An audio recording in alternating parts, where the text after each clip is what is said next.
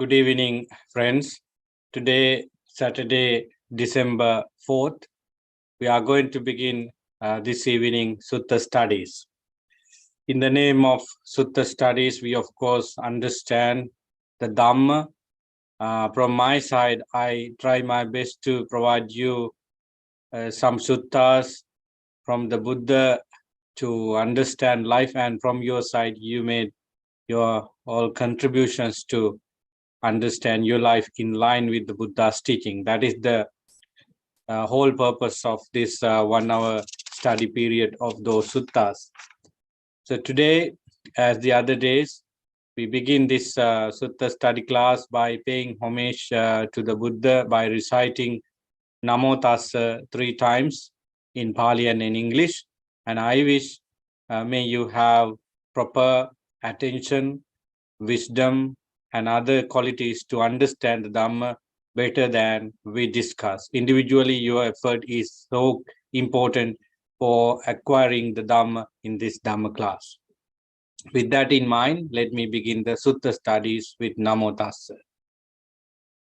Namo Tassa Bhagavato Arahato Samma Sambuddhassa. Namo Tassa Bhagavato Arahato Samma Sambuddhassa. Namo Tassa Bhagavato Arahato Samma Sambuddhassa. Homage to the Blessed One, the Worthy One, the Fully Enlightened One. Homage to the Blessed One, the Worthy One, the Fully Enlightened One. Homage to the Blessed One, the Worthy One, the Fully Enlightened One. Sadhu, sadhu, sadhu. Friends, the topic for today's discussion is reverse order of Paticca Samuppada to end suffering or dukkha. When you hear the title of today's discussion, many of you become familiar with it because you have read about Paticca before this session. Those who do not know what it is, we can understand what reverse order means by way of discussing the sutta examples and contents of some suttas. As you know, the Paticca is teaching us the way how things connect one after the other, whether we take our mind or the body or anything outside of the mind and body, everything could be included into the theory of Paticca, because Paticca talks about the arising and passing and in between things of us and everything else. So that Paticca, as we rightly define, is the arising of things together with its results based on conditions. So that is what we understand from Paticca when we analyze it. And we happen to have a few sessions on Paticca just to understand its clear meaning with some details, and then we were able to discuss how suffering arises into a certain extent, not that much, because the way the Buddha talk about the arising of dukkha is manifold, so that we cannot cover every aspect of rising of suffering in this particular section called Paticca, but we have been discussing the rising of suffering and what causes for us to create suffering, and so that has been widely discussed throughout many sutta discussion. Today we talk about the reverse order. Have we understood enough the forward order, the order that is that is showing us the beginning and slow progress to rising of suffering? Yes, we discussed that. That started from the avijja, if we take the 12-link formula, and then at the end of that 12-link formula, we have due to birth, there is old age, deterioration, sicknesses, dying, sorrow, lamentation, pain, grief, and all kinds of suffering, mass of suffering arises due to all these previous factors. That is the normal order.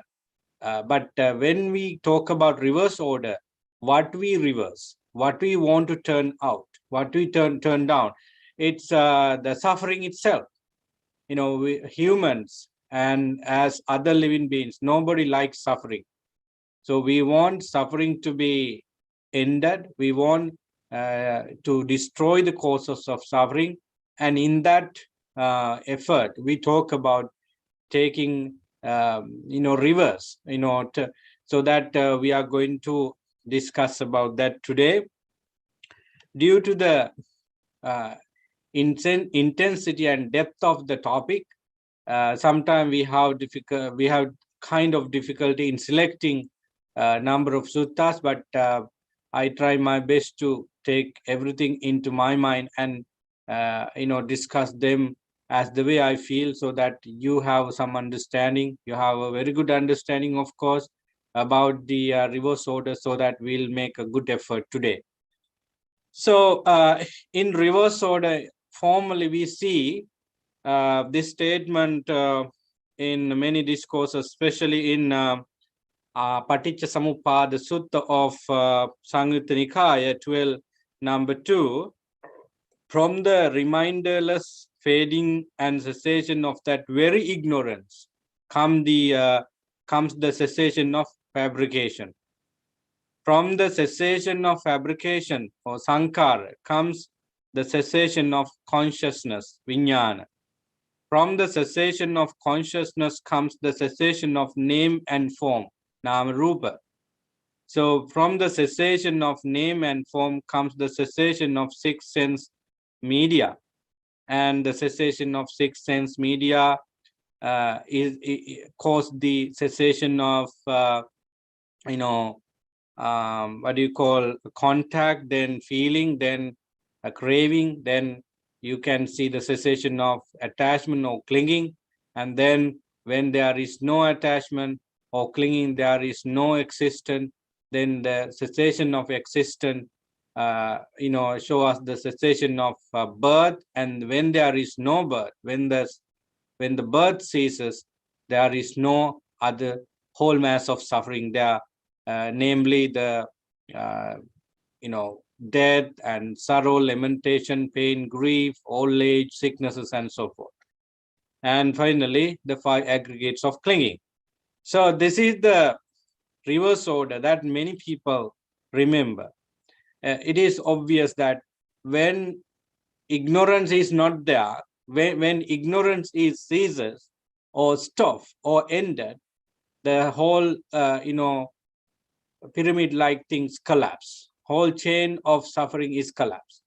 When something causes suffering to arise, and what has to be done for someone who wants to stop suffering, that chain should be broken down.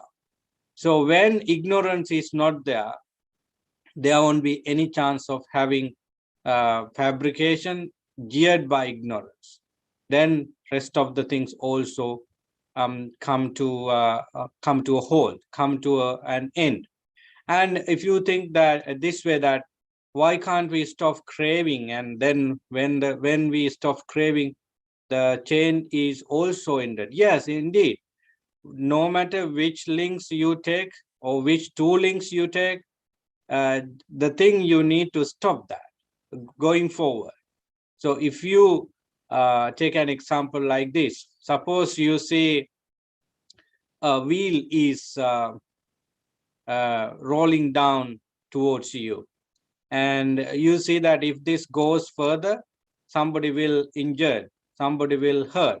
So you try your best to stop the wheel by touching one of the, by touching the wheel from where you catch. So it could be from bottom, it could be from top of the wheel. Maybe it is a wheel with those iron bar like things, so then you can catch them. So these are clear examples to show that where you focus is fine. If you can stop the wheel, that is the most important thing. So you can focus the Vedana, the feelings, and if you see how our mind attached to like the feelings, so that you understand liking part, disliking part, and also keeping our mind in the middle of that is the problem. So you stop that. So that means you have addressed the issue very well to stop ignorance about feeling. So in that case also you have dealt with the ignorance. So you ended up ignorance about feeling, and then the whole links, the chain of links is collapsed. So friends, when we look at the reverse order of Paticcasamuppada, it talks about ending of suffering. Actually, the very word we use is Nirodha.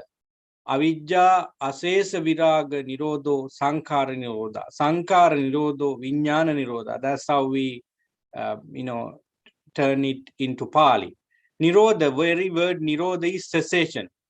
So where do you find this word Nirodha in the teaching? In the first place, it's in the Four Noble Truths. The third noble truth of the four is called Nirodha Arya Satya. Dukkha Nirodha Arya Satya. It talks about the cessation of dukkha, cessation of unsatisfactoriness. So isn't this reverse order of Paticcasamuppada is talking about the Four Noble Truths? Yes, of course, the Four Noble Truths, particularly the third noble truth. So when you understand the fact that ignorance should be targeted as a defilement, as a very root of one of the defilement, and then you have taken a step to achieve Nirodha. You have well grounded on the Noble Eightfold Path and working to cease suffering, which is addressing the third noble truth of the four noble truth. So that is another link you need to understand at the very beginning of the discussion.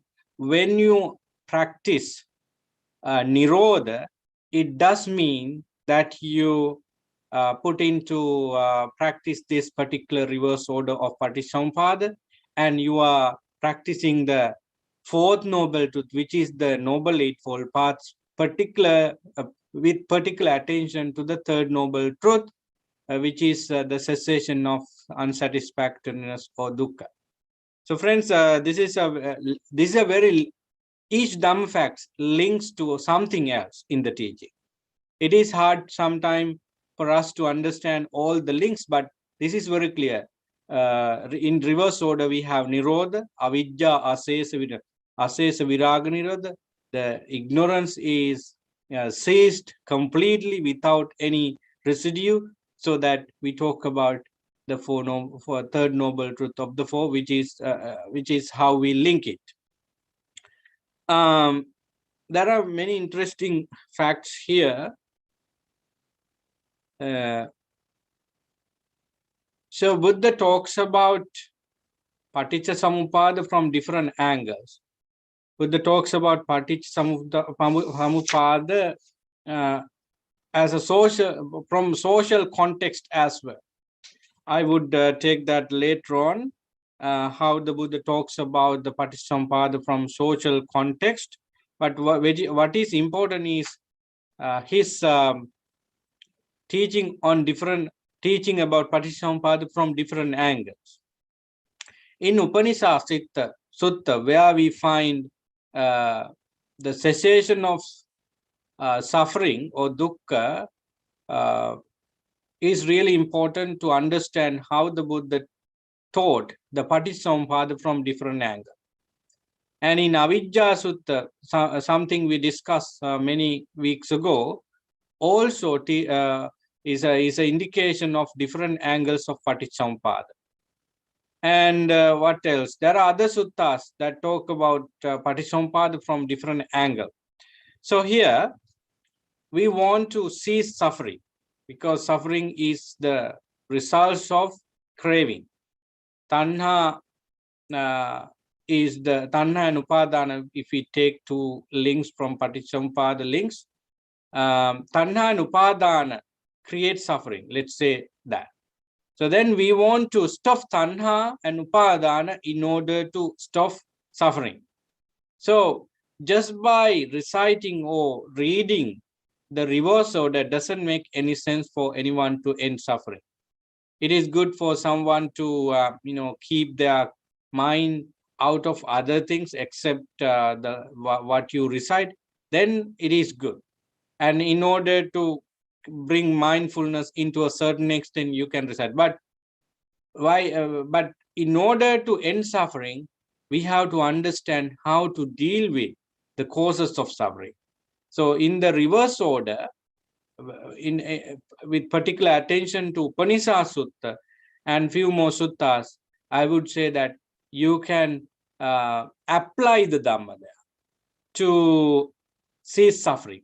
In many indications by the Buddha, we ask us to practice the Noble Eightfold Path to turn the order of living towards suffering into the order of end suffering. Once again, if we want to stop suffering, we have to stop the flow of suffering and put our wheel of Dhamma into application. In that case, Buddha talks about the Noble Eightfold Path. Let me get that particular statement.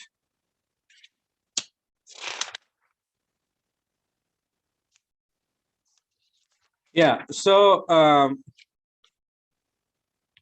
before that, I just want to share this. When we talk about wrong path and right path, what do you mean by that? Basically, the wrong path start from Michaditi, wrong view and wrong intention, wrong speech, actions, word, livelihood, and then effort, mindfulness, and concentration. They are all wrong. That is called wrong path. And the right path begins with right view, sammaditi. That is for sure. And in one particular place in the Tripitaka, Buddha talks about, as I remember it is in Samyutta Nikaya, Buddha talks about wrong path with avidya. Avidya is the beginning of the wrong path. And then you can see other links of wrong path as Sankara, Vijnana, Jati, and all these 12 links. And what is the right path, which is wholesome, beneficial? That start from ceasing ignorance is the main first link of right path. So isn't this showing that ceasing ignorance or ignorance ceases, as a result Sankara is ceased and Vijnana is ceased dependently? Isn't this linked to the Noble Eightfold Path? Yes. If we want to stop ignorance about suffering, ignorance about the way the suffering arises, ignorance about the way the suffering is ceases, and ignorance about the path leading to the cessation of suffering. So this ignorance could be ended when we have right view.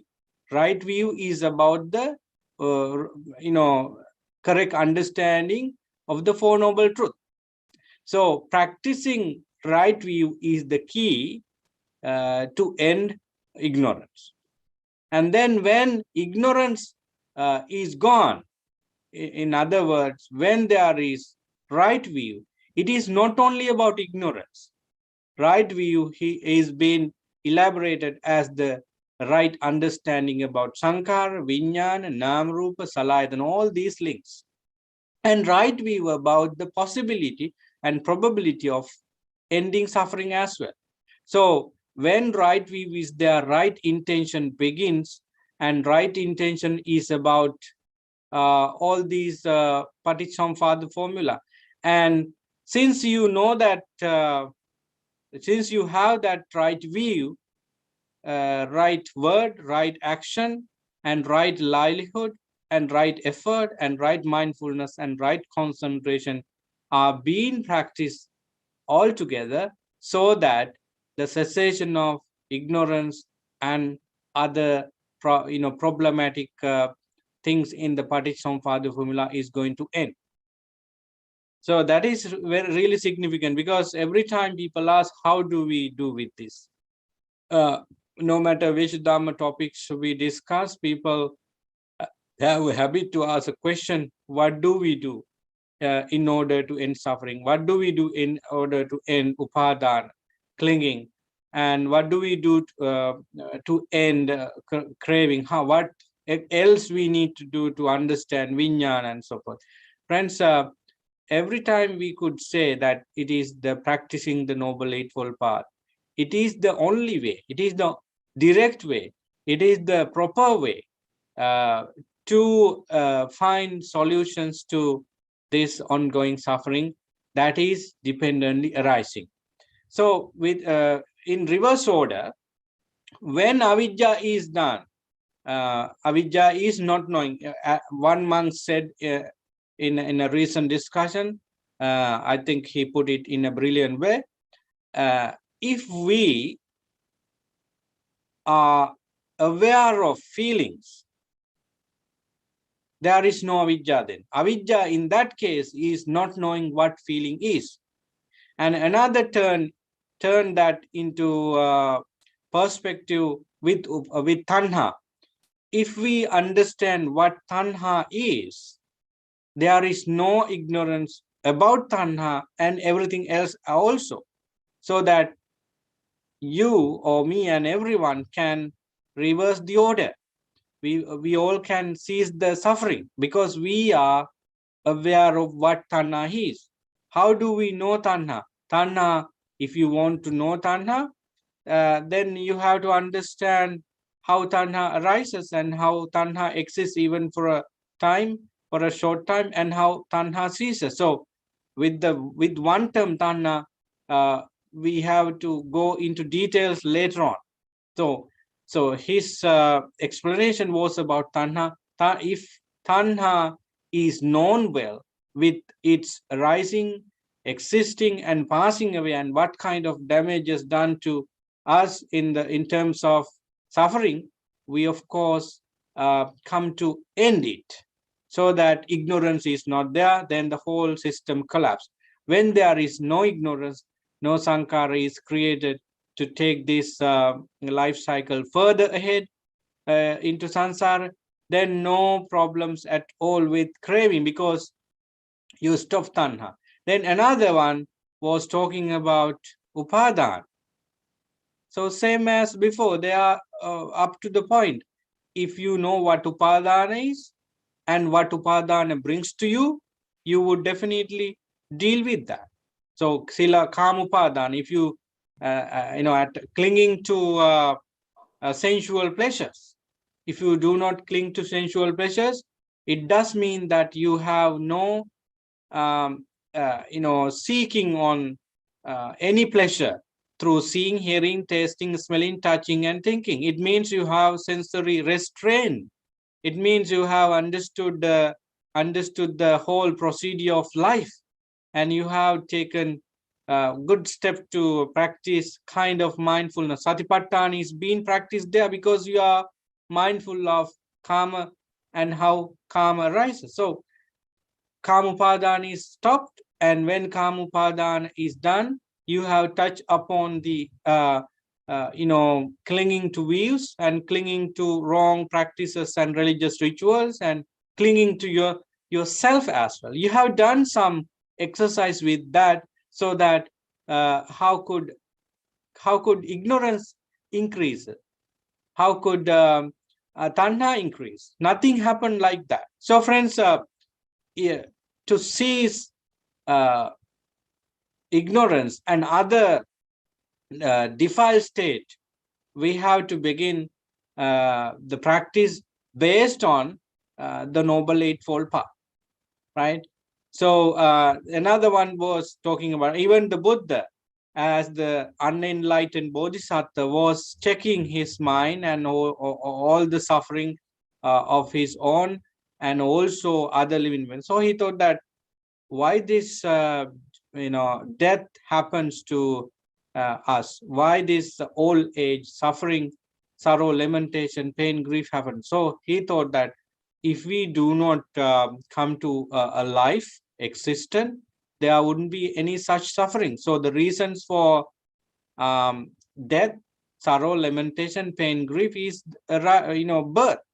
So if we can stop birth, that is the solution. Then he thought that why this and how this birth happened. Then he found out the reason for that. It is the existence of different mentalities, and then existence of different mentalities come into effect when beings attach to or cling to things, and it is because of craving. So he went up to the top part of the links and found out the reason. So if you take any links and deal with that very well with right view and right thinking and right perspective, that is the way you turn the order into other way around.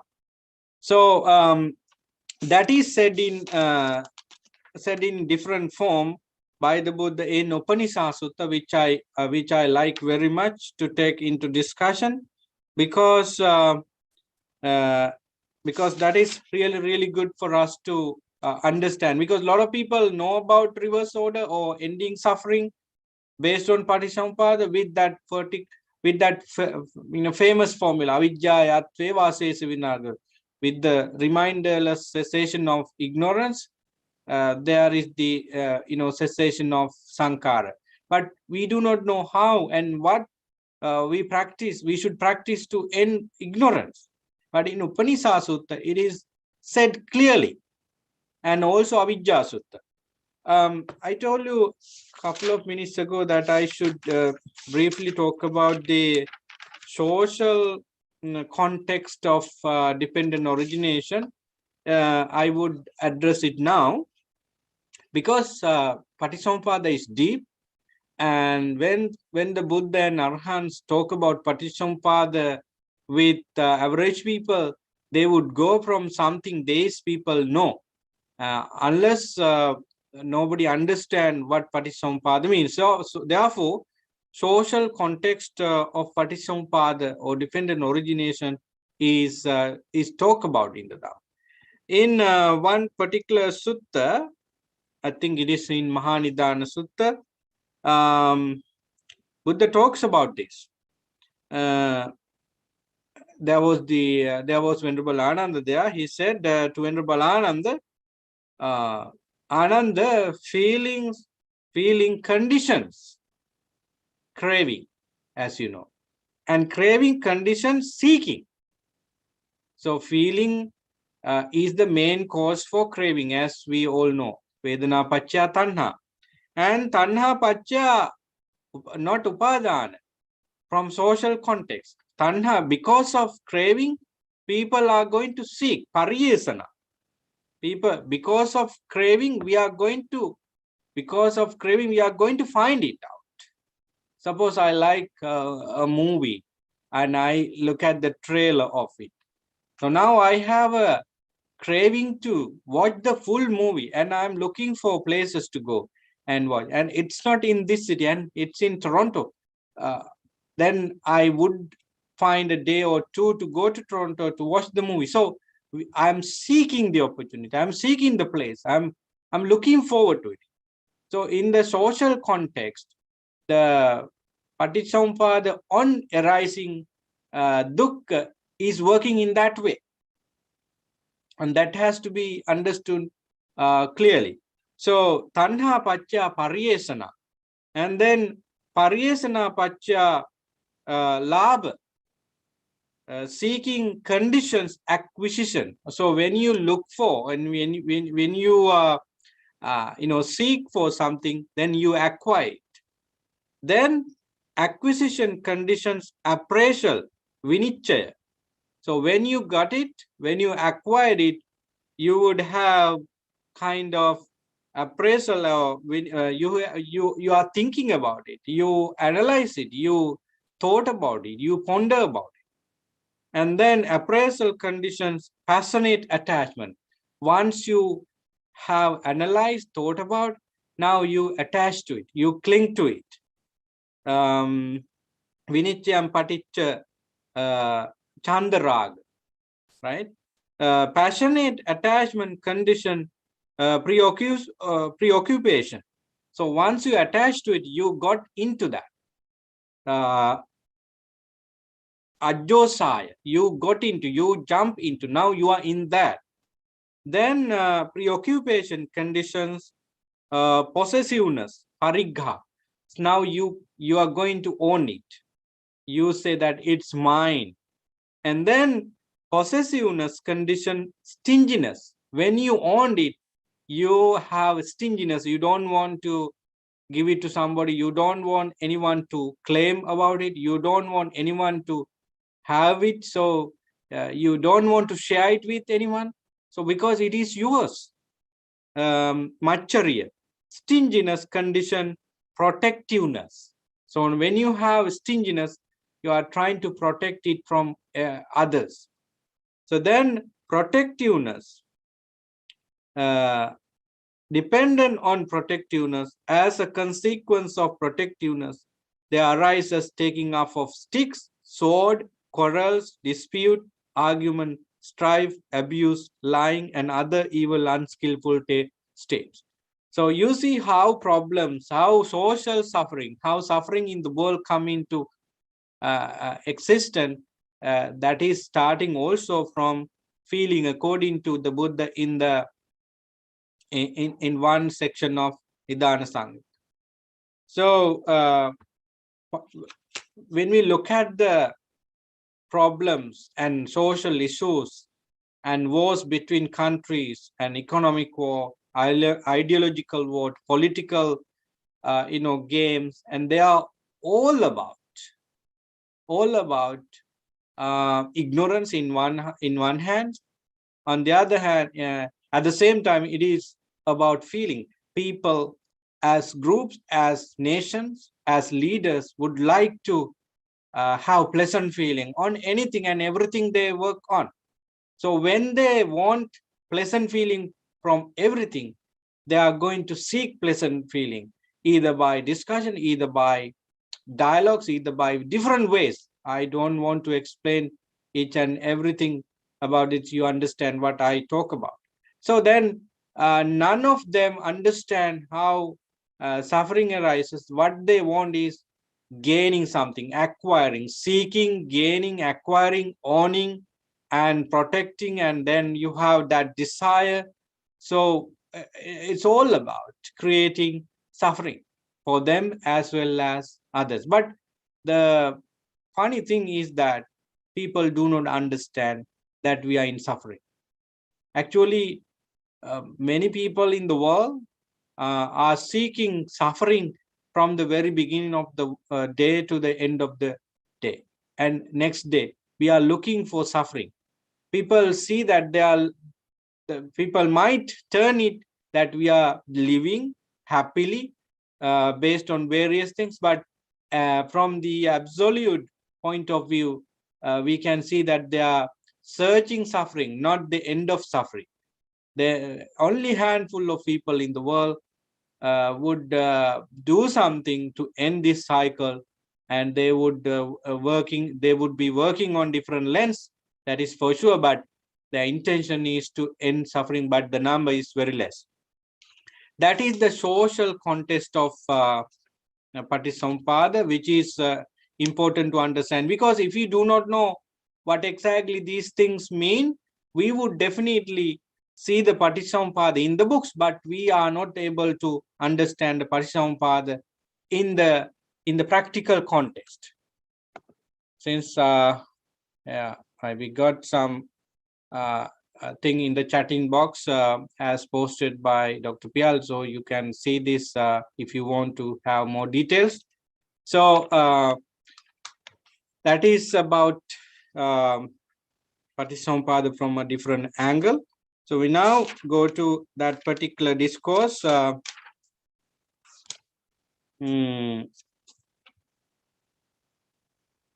Which we talk about the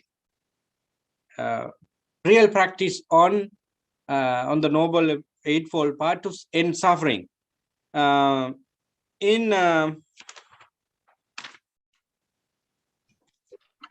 this context, Venerable Anand asked, Venerable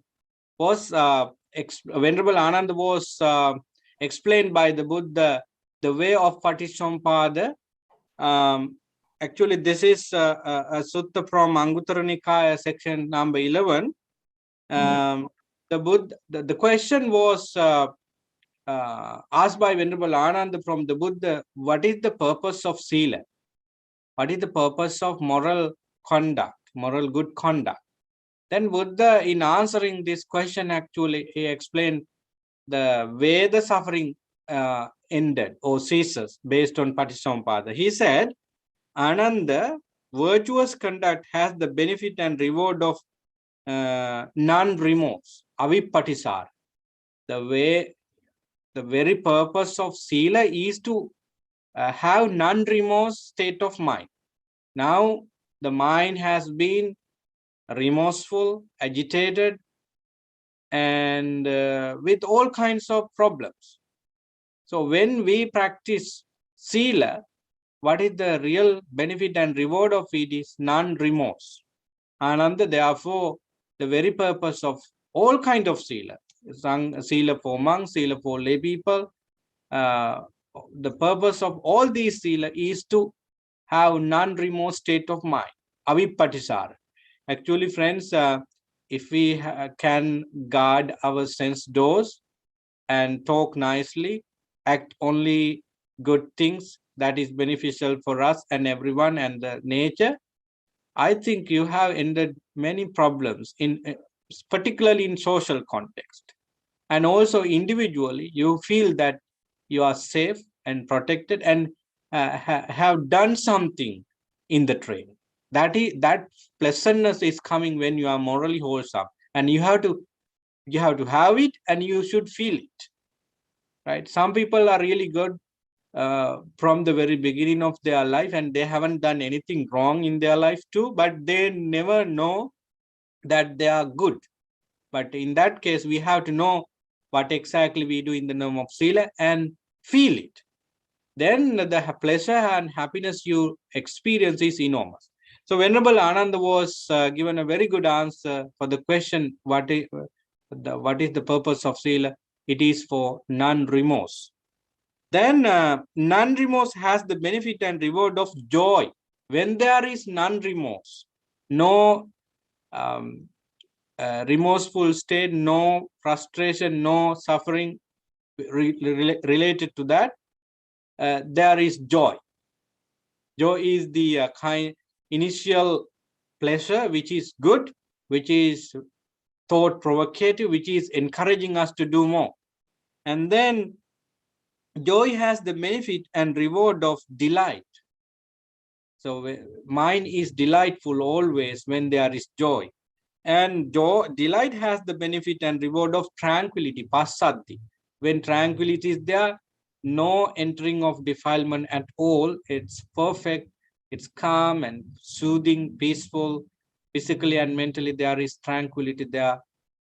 So as a tranquility existing in mind, there is happiness, sukha, and when there is happiness, there is concentration, samadhi, and samadhi has the benefit and reward of knowledge and vision of things as they really are.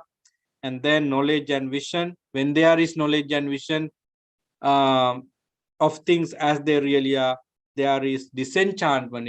It's a state where you do not enjoy anything like average person, but you have a lot of insight in your mind, nibbida. Then when there is nibbida, nibbida become the cause for you to have dispassion, viraga. When there is viraga, there is knowledge about releasing or liberation. So this is also cessation of suffering. This is the reverse order from one angle.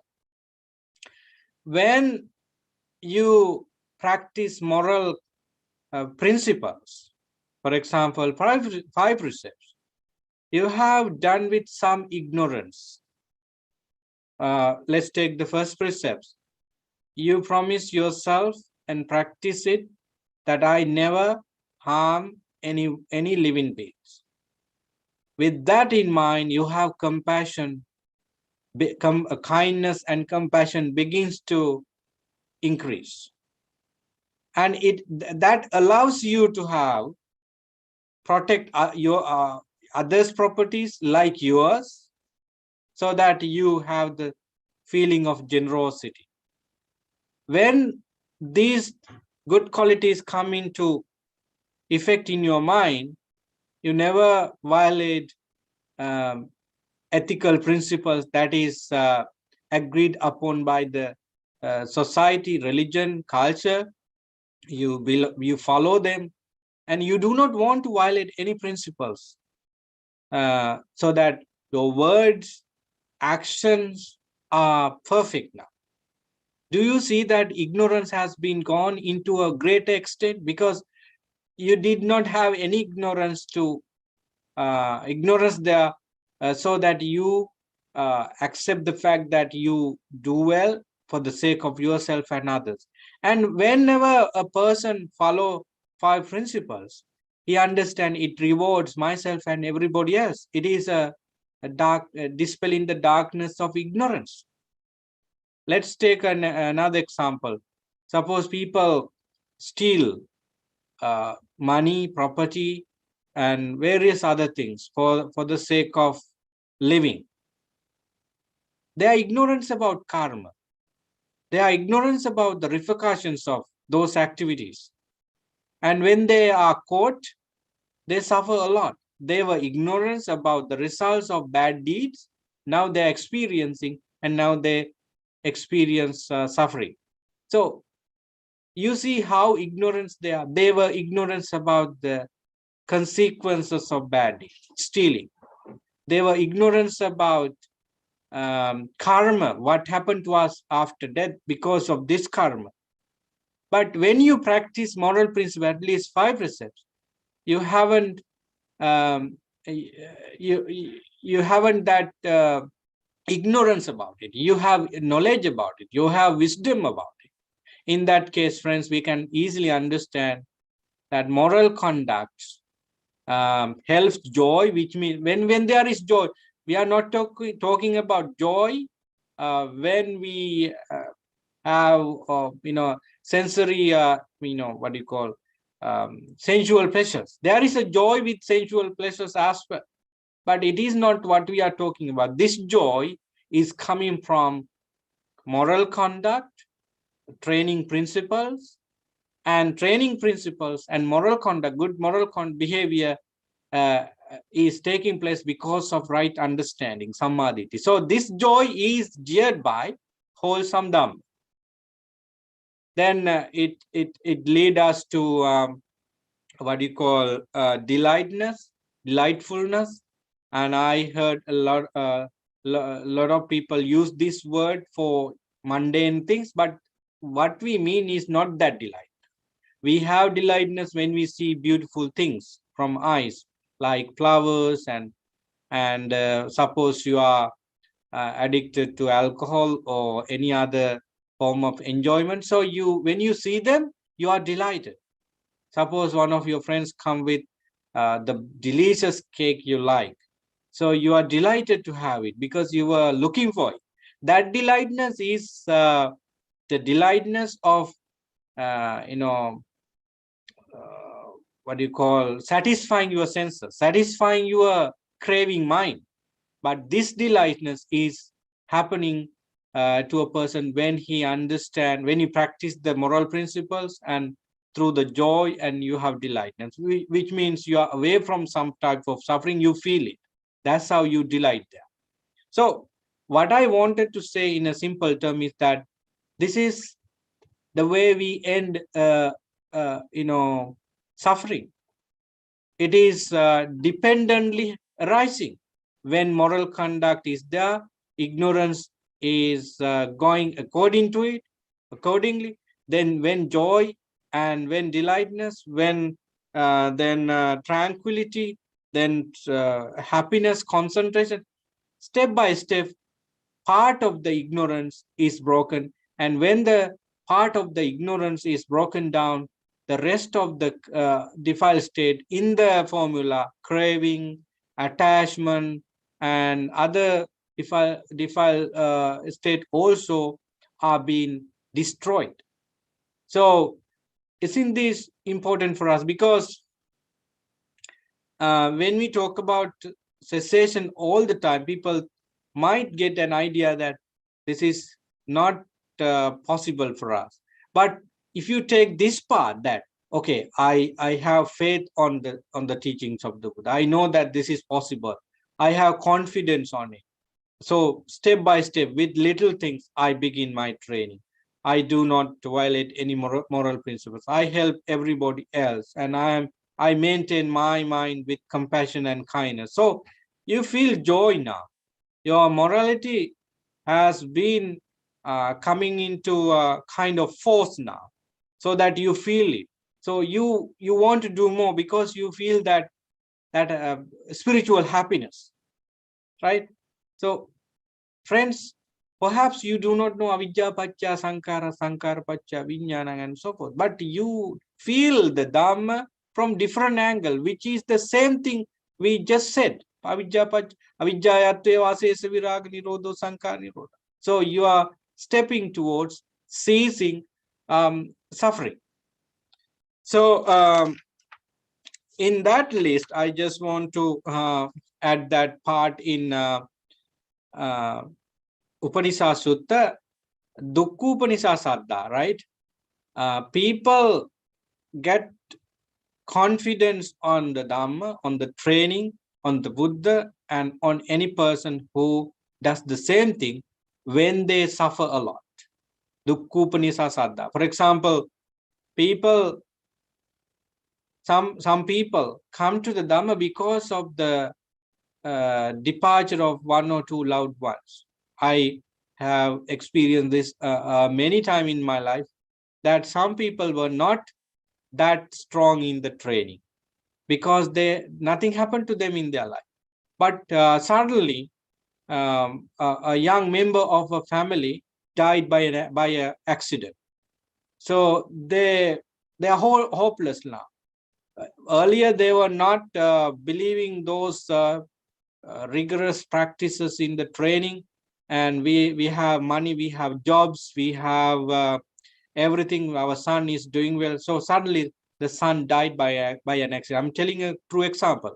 So then the mother and father thought that what is the use of this life? They were looking forward to seeking spirituality because they felt that nothing is important when the son died by an accident.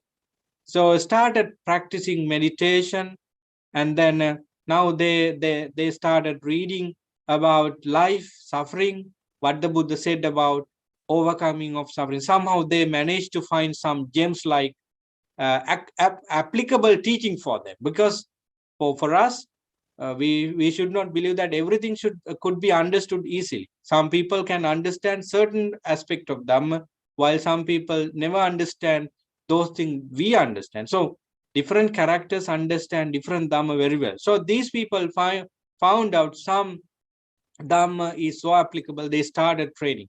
Now they are very peaceful. So Dukkha Upanishad, earlier they had a very severe suffering due to the departure of their only son, untimely death. So that pushed them to find out the Dhamma. Dukkha Upanishad, they build up confidence on the training, on the Dhamma, on the Buddha, on the Sangha, and of course their practice. With confidence, Saddha is termed as confidence. Then with Shraddha, they come to they have now joy. No, now their suffering is gone due to the suffering was there because of sudden demise of their son. Now it's gone. Now they have joy because they have found out something very important. And then they have delightness. They have that tranquility. They know how to keep their mind away from rising of craving. Those moments They were very social people before the death of the son, but now they stop drinking alcohol, which make them unmindfulness, and they stop unnecessary parties that cause them so much sensual pleasures and problems one after the other. And then they were meditating a lot at home, at temples, and they have found out good people who support them for that. So now they have that tranquility easily gained, right? So they have been putting very good effort to cease suffering. I know when they complete their training with Arahantship, but I'm pretty sure that they are on the right path like you. So we do not want such things happen to begin the Dhamma, because the very life in Samyutta Nikaya, Buddha talks about each moment of this life is suffering. No matter how good you are at with money, occupation, popularity, beauty, knowledge about world and other things, you are under suffering because your body and mind constantly change, and old age, sicknesses, and the probability of dying is never changed. No matter how good you at all these things, you have these suffering. Therefore, Buddha said that each moment of this life is under suffering, so that we have to work on that, and one day we will be in total liberation, where there is no mental suffering, because once you come to this life, you have to die, you have to experience old age. You and me, no matter how good now, in few years time we'll have chronic diseases that take us to final moment of our life. So it happens to us. But according to Nakulapita Sutta of Samyutta Nikaya, we would be able to find ways to keep this mind without any sickness. So we cannot stop sicknesses for this body, but we can stop sickening, making sicken this mind, our mind. We can keep our mind clean and clear all the time by way of understanding Patisampada, especially when you see that suffering could be ended. That is the silver line of the dark clouds. So friends, I would like you to speak, because from your contribution we bring a lot of Dhamma, so we can have around 20 minutes discussion.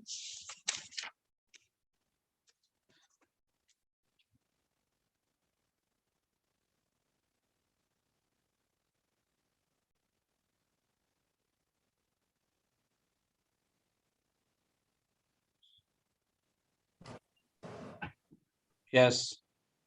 Can I go? I have just a couple of comments, Bante. One thing is when you kind of expanded that Upanishad Sutra, I think when what the cause of conflicts because of Tanya Pacha Upadana, I think all those things what you search and you acquire and you try to grab more, or like become possessive, all those are like subcategories of prapanya, like and that causes the upadana to build up, and the craving to build up. So I mean, there's like an expansion of upadana in a way, prapanya, or mental proliferation. So and eventually we end up with tanyapa upadana, because there's a with craving only, you craving kind of directs you to that end to look for more and become possessive and want to keep it. Then conflict starts, right? So I think that's Indeed. just one point. And the second point I was to, there's a beautiful the sutra you took about the Ananda, Venerable Ananda asking about sila. What is the advantage of sila? So I mean, obviously the eightfold path, initial paths showing us a sila, especially verbal and like bodily action sila.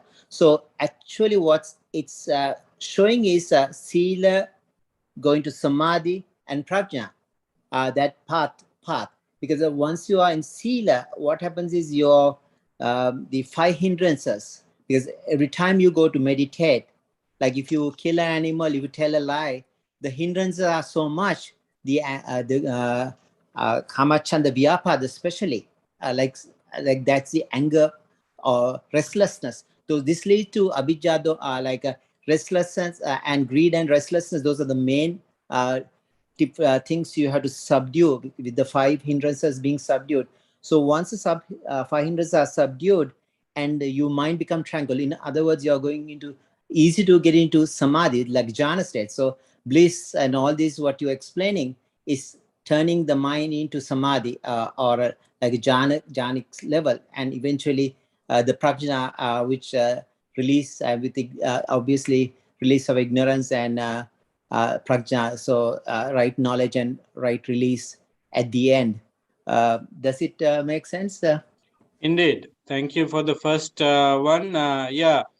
If we go with the first addition you made, when we dive into the formula itself, tanha paccaya upadana, in the between that two links, we can find this seeking, acquisition, possessiveness, and protection, and so forth. Yeah, that is for sure. When you are going behind certain ideologies, things that you want to enjoy, and you are fighting with others, and you do all kind of things, that is because of upadana. And upadana, in one sense, upadana is building uh, in greater sense. On the other hand, it is because of upadana also. So if we put this social, dependent origination on social context, particularly what you do after craving, everything could be included into the links with tanha paccaya upada. That is for sure. Yeah, as you said, when you practice sila according to Kimattiya Sutta of Anguttara Nikaya, with sila you led your life goes to samadhi. With sila, samadhi, sangvartanika sila, we say in Pali. The very purpose of sila is being elaborated by the Buddha in many places. One purpose is samadhi. Achieving samadhi is the purpose of sila. And we know that samahitang chittang yatabhutam pajanati. When there is concentration, it is the key for wisdom to arise. So, as you rightly say, you consider very much this moral conduct, moral behaviors, so that your mind slowly gain that momentum for peace and happiness, what we call samadhi. And when a person is able to achieve samadhi over and over again, his overview, his view is straightened, become straightforward, which means the signs of wisdom. We have experienced this very much. When we practice good principles in life, no matter where you are and what you do, your lives become perfect. You feel that, oh, I'm good. And as a result, you won't indulge with any bad things at all. In a normal life setting, you feel that. If you take a step like observe sila with special consideration, you feel that joy, that samadhi, that tranquility very much. And as a result, you don't want to enjoy sensual pleasures very much. So, as you rightly said, with sila, there is samadhi, and samadhi, with samadhi and sila, there is wisdom. As you rightly said, sensual, kama, chanda, ill will, and other hindrances could be easily gone when you see those things in your life, especially sila. So that is the way you put suffering or dukkha into uh, end. That is what we talk about in the Noble Eightfold Path. It's a gradual training, right? In Mahamoggalla, sorry, Ganaka Moggallana Sutta, Buddha talks about this is a gradual training, just like the sea, is going to deep when you go further. This training begins with simple things, but when you go further, it's deep. It appear to be deep, and it's deep absolutely. So you begin with Anupubba Kriya. You do things accordingly, one after the other, so that the Patipada and the realization happens accordingly. So that is how the suffering is ceased. What my main focus was at the very beginning is that many people do not understand the Dhamma behind the reverse order as it is said. Avijjaya, the complete cessation of avijja caused the cessation of cessation of sankara. And when sankara is done, there is no vinyana, no namarupa, no salayatana, no contact, no feeling, no. We are very good at this in terms of remembering the steps and reciting. But what exactly we do when we want to stop ignorance, that should be understood. So practice sila, have shraddha, understand what this life is. And dukkha is understood in a social context. So people die by a virus, people die by disasters, and no matter what we have, everything is going to end. So understand dukkha from this level, so that you to take your things back and look at the whole picture, whole scenario from a different angle. So you see that there is nothing important to enjoy these sensual pleasures. There is no importance of having this normal lifestyle. So you try to be good. You want to feel that goodness, good quality. So that is the beginning of avidya yatte vasesa virag nirodho. You have taken a step to cut some avidya of your mind. Makes sense. Right? So I think putting avidya into cessation is not that difficult if we understand that, but the noble eightfold path and what has to be done in the Dhamma. Sabba papa sakaranam should be done, and kusala supasampada. We have to stop all kinds of bad things that should be done definitely, and we find spiritual joy and that encouragement when we do something positive. I mean, if everyone understand this fact, Buddhism is really, really interesting. And I think 20, 30 years ago, Buddhism was labelized as something bad, have something negative, because it talks about stopping everything, and the happy life is done with this teaching, because it always tells people to stop doing things. But Buddhism is not telling people to stop their lifestyle. Buddhism asks people to make it positive, make it Dhamma-centered, have marriage life with according to the Dhamma principles. Bring your children and teach them good things to. Don't stop those good things. And what we need to do in as individuals, as a family, as a society, as a country, as a whole human humankind, is to put only good things into application, so that you find joy and happiness.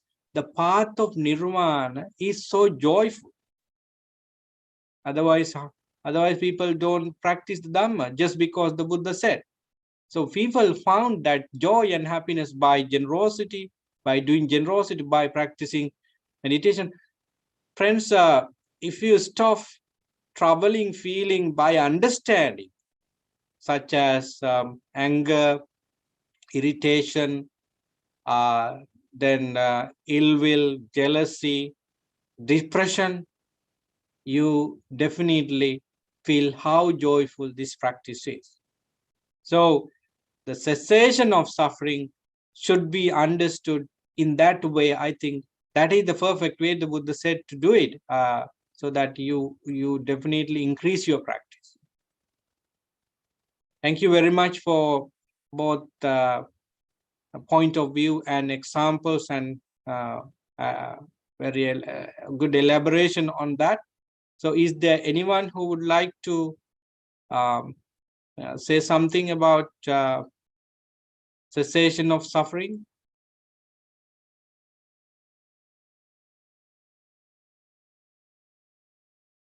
If there is nothing to share, I would say that is the end of today's Sutta discussion, because in about 25 minutes, I have another program with some Sri Lankans in Sri Lanka.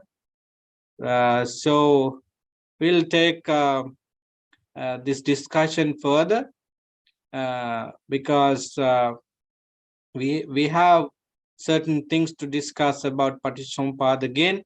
So it's next week. So think about the Paticcasamuppada from different angles. And Paticcasamuppada, as we discussed, is everywhere and everything and in everyone.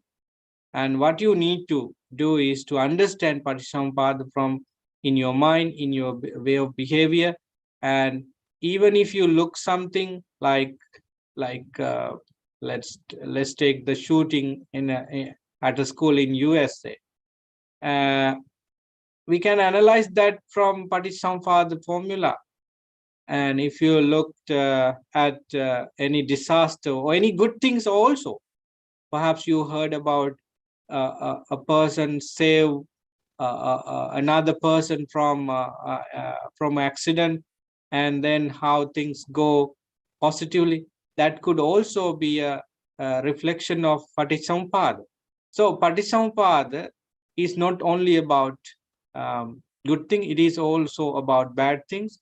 Everything's come into existence because of causes and conditions, so that you can analyze everything based on Paticcasamuppada. So thinking about Paticcasamuppada over and over again makes you understand what the Buddha said about Paticcasamuppada, and you not only understand that, you try your best to apply it. It means the Dhamma to end suffering, because that's how the links of the Paticcasamuppada in the Dhamma is going on in us. So think about it, and increase your knowledge about it, and increase your practice about it, so that you will be in total peace and happiness soon. I wish good health and peace of mind for that. May you all enjoy the weekend with the Dhamma. It is some people might not like the winter weather. We got a lot of snow today, and you also got snow, I think, but that is the nature. And since you have Paticcasamuppada and Mani Dhamma in your mind, I think you accept everything as it is. So I wish, may you have good health anyway, and may you be able to practice more Dhamma. See you next week with the same topic, but with different focus. May you all be well, happy, and peaceful. Sadhu, sadhu, sadhu. Sadhu, sadhu. Sadhu. Thank you, Bhante. Good night. Thank you. Thank Wish you. the same.